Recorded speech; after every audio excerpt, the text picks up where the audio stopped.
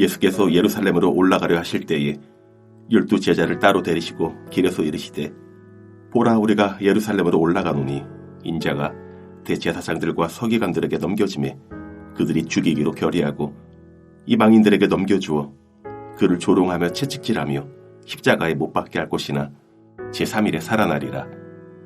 그때 세베대의 아들의 어머니가 그 아들들을 데리고 예수께 와서 절하며 무엇을 구하니 예수께서 이르시되 무엇을 원하느냐 이르되 나의 두 아들을 주의 나라에서 하나는 주의 우편에 하나는 주의 좌편에 앉게 명하소서.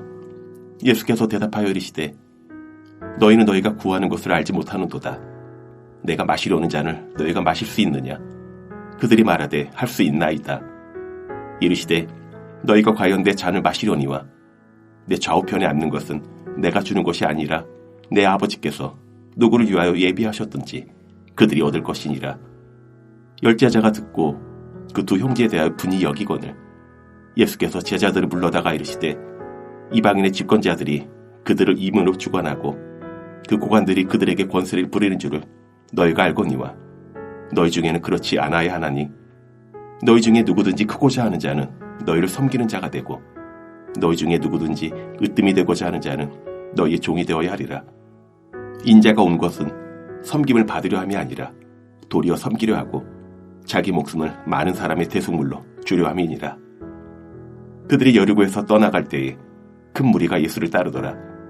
맹인 두 사람이 길가에 앉았다가 예수께서 지나가신 다음을 듣고 소리질러 이르되 주여 우리를 불쌍히 여기소서. 다윗의 자손이여 하니 무리가 꾸짖어 잠잠하라 하되 더욱 소리질러 이르되 주여 우리를 불쌍히 여기소서. 다윗의 자손이여 하는지라. 예수께서 머물러 서서 그들을 불러 이르시되 너희에게 무엇을 하여 주기를 원하느냐? 이르되 주여 우리의 눈뜨기를 원하나이다. 예수께서 불쌍히 여기사 그들의 눈을 만지시니 곧 보게 되어 그들이 예수를 따르니라. 오늘 본문 17절에서 19절까지는 예루살렘으로 올라가시면서 자신의 죽음에 대해 예수님이 세 번째로 예고하시는 장면입니다.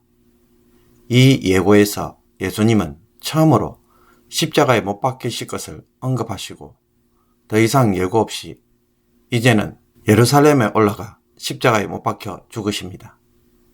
그런데 예수님이 제자들에게 이렇게 세 번씩이나 거듭 이야기를 하시는 이유가 무엇일까요? 예수님의 죽음은 피할 수 있는 선택사항이 아니라 반드시 걸어가야 할 길이라는 것을 강조하고 있습니다. 이 길을 거부한다면 어떻게 됩니까? 십자가를 통한 구원과 영광은 없을 것입니다. 그러므로 예수님의 순환에 대한 거듭되는 예고는 정말 구원받기를 원하고 영광에 이르기를 원한다면 십자가의 길은 필연적이며 누구라도 반드시 거쳐가야 할 길이라는 것을 보여줍니다. 아무리 화려한 삶을 살고 있을지라도 아무 근심도 없이 모든 것에 잘 나가는 사람일지라도 그의 삶에 십자가가 없다면 그의 인생의 결론은 어떻게 될까요? 구원 없는 결론, 영광 없는 결말입니다. 구원과 영광은 반드시 십자가의 길을 거친 자의 몫입니다. 하나님의 말씀대로 살다 보면 세상에서는 그 어떤 영광을 누리지 못하고 초라하며 별 볼 일 없이 사는 것처럼 보일 때가 많이 있습니다. 그러나 말씀 앞에서 순종하는 삶은 오늘도 자아가 죽는 삶이며 이것이 우리를 영광의 자리에 이르게 합니다. 어느 누구라도 이 과정, 이 길이 없이는 그 어떤 영광도 주어지지 않습니다. 이 길을 피하고 다른 길을 갈 수가 있습니까? 그러므로 내가 지고 가야 할 십자가의 길이 있다면 기꺼이 받아들일 수 있기를 바랍니다. 이 십자가는 우리를 죽이지만 그러나 이 길만이 우리가 사는 길이 됩니다. 20절에서 28절까지를 보면 세베대의 아들의 어머니가 자신의 두 아들을 데리고 와서 주의 나라가 임할 때 한 사람은 주의 우편에, 다른 한 사람은 주의 좌편에 앉게 해달라고 부탁합니다. 세베대의 아들의 어머니는 야고보와 요한의 어머니입니다. 야고보와 요한은 제자들 가운데 핵심 인물이었고 그녀 역시 예수님의 이모로서 친족 관계에 있었기에 특권을 이용해서 이런 요청을 한 것으로 보입니다. 이것을 보면 예수님이 말씀하시는 하나님 나라가 어떤 나라인지 아직도 모르고 있고 특권과 배상을 요구하지 말라는 말씀을 하였음에도 불구하고 여전히 깨닫지 못하고 있음을 보여줍니다. 이런 두 사람에게 예수님은 자신이 마시려는 잔을 그들도 마실 수 있겠느냐라고 질문하자 그들은 기꺼이 마실 수 있다고 대답을 합니다. 예수님이 말씀하시는 잔을 나라를 세우는 과정에서 겪는 위험이나 어려움 정도로만 생각했던 것입니다. 그들은 예수님이 의미하는 바를 전혀 모르고 대답하였습니다. 그럼에도 불구하고 예수님은 훗날 그들이 자신의 잔을 마실 것이라고 예고합니다. 사도행전 2장 2절을 보면 요한의 형제 야고보는 헤롯에 의해 순교를 당하였기 때문입니다. 예수님은 누가 자신의 좌우편에 앉을 것인지 결정하는 것은 하나님의 권한에 속한 것이며 하나님이 예비하신 자들이 그것을 차지할 것이라고 말씀합니다. 그러나 이 사실을 뒤늦게 안 제자들은 두 형제에게 크게 분노합니다. 그들의 분노는 두 사람의 잘못된 야망을 꾸짖기 위해서가 아니라 자리 경쟁에서 뒤처졌다는 위기감에서 나온 분노였습니다. 내가 먼저 예수님에게 이야기했더라면 내가 그 자리를 차지할 수 있었을 텐데 라는 분노였습니다.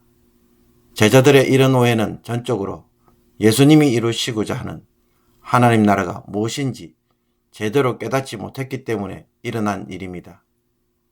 그래서 예수님은 다시 한번 하나님 나라는 어떤 것인지 말씀합니다. 세상 나라는 힘과 권력을 추구하지만 하나님 나라는 정반대라는 것입니다. 크고자 하는 자는 섬기는 자가 되고 어뜸이 되고자 하는 자는 종이 되는 나라가 예수님이 말씀하시는 천국입니다. 힘과 권력이 아닌 섬김으로 사는 곳이 천국입니다. 예수님도 다른 사람을 섬기기 위해 대성물이 되셨던 것입니다. 예수님처럼 이런 섬김이 이 세상에 하나님 나라가 임하도록 합니다. 그러므로 예수님이 말씀하시는 하나님 나라는 어떻게 그 모습을 드러냅니까?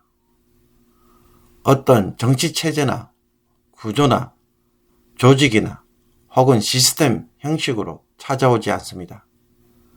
그것보다는 성도의 삶의 방식과 태도와 순종에서 드러나고 이루어져 갑니다. 예수님처럼 내가 먼저 종으로 섬길 때 그 행동에서 하나님의 뜻이 이루어지고 하나님의 나라의 삶이 어떤 것인지 그 영광을 드러냅니다. 예수님이 십자가에서 못 박혀 죽으시는 순간 하나님 나라가 결정적으로 임하였습니다. 그러나 현실을 보면 어떻습니까?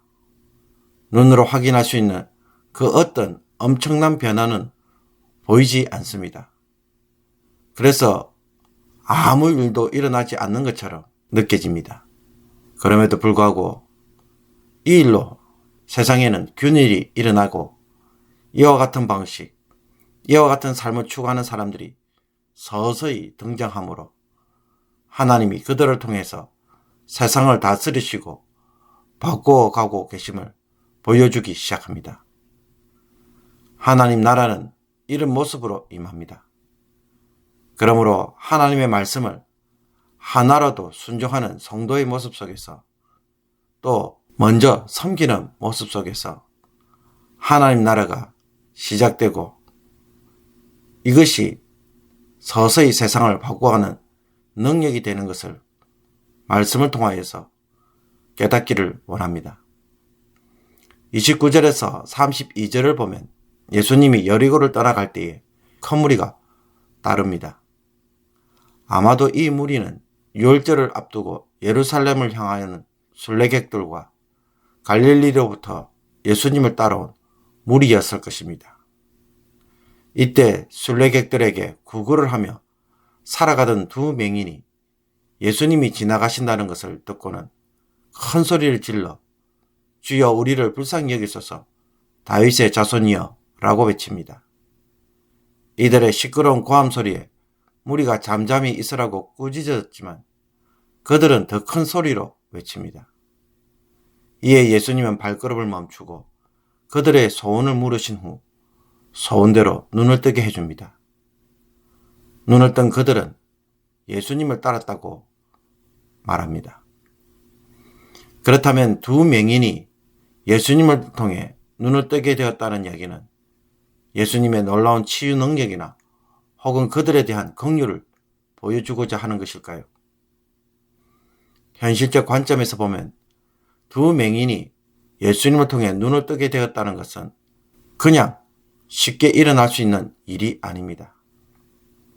예수님에 대한 그들의 이해와 간절함이 없었다면 결코 일어날 수 없는 일입니다.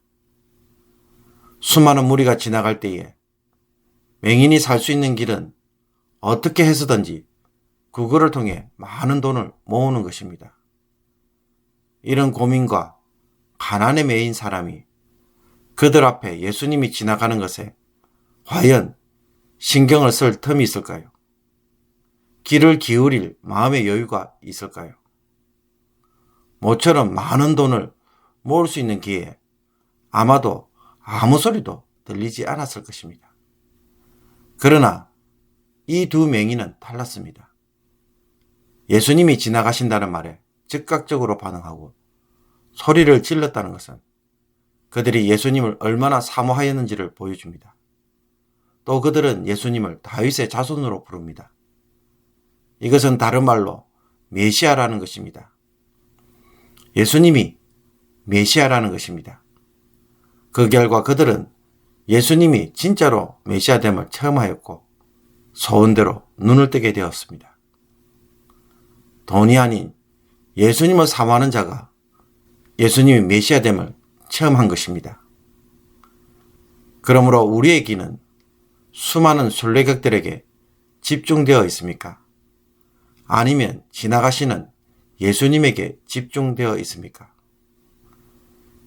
예수님을 메시아로 고백하는 사람은 수많은 무리들 속에서 예수님이 지나갈 때에 반드시 붙잡을 것입니다.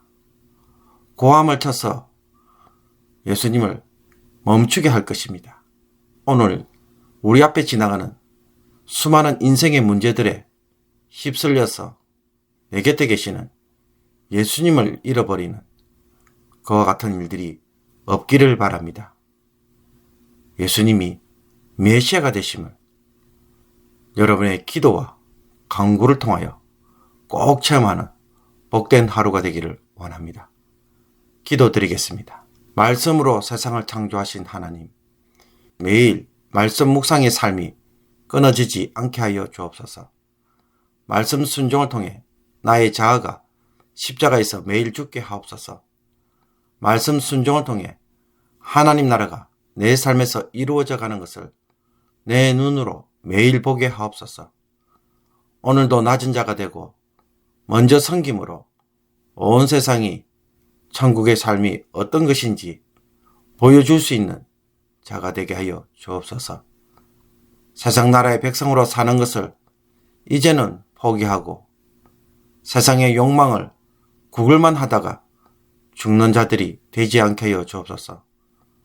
눈을 떠서 하나님의 세상, 하나님 나라를 보고 즐거이 주를 따르는 자들이 되게 하여 주옵소서. 오늘도 이 길을 걸어갈 수 있도록 성도들을 성령의 능력으로 충만케 하여 주옵소서. 예수 그리스도의 이름으로 기도하옵나이다. 아멘.